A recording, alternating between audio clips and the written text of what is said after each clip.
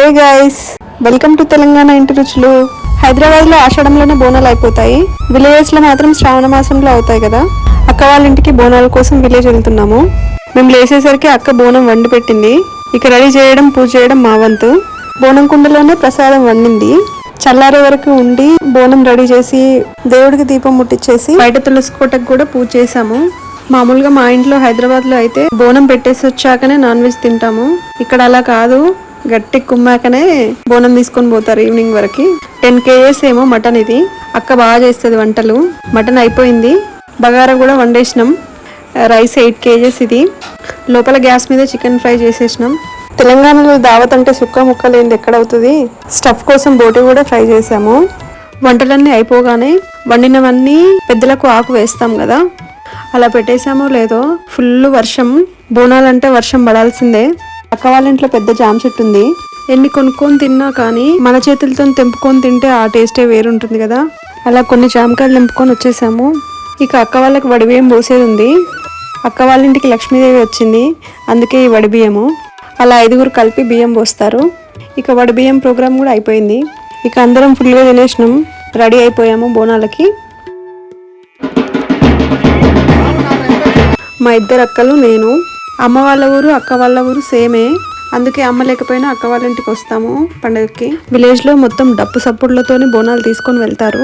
డప్పుల వాళ్ళు ఒక్కొక్కరి ఇంటికి వచ్చి ఒక్కొక్కరిని తీసుకొని వెళ్తారు. ఇలా అందరు ఒక దగ్గరికే వచ్చేస్తారు. అందరు గ్యాదర్ అయ్యేసరికి చాలా టైం పడుతుంది. అమ్మవారి గుడి కూడా చాలా దూరం ఉంటుంది. ఒక్కరే కూడా మోయలేరు బోనాలు.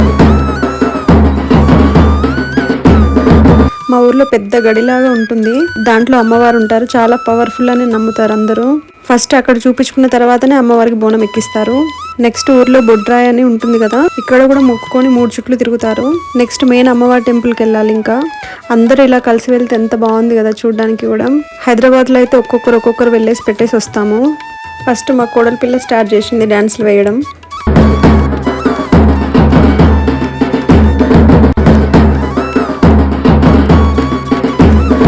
డప్పు సప్పుడులే కాదు, డీజేలు కూడా పెట్టారు.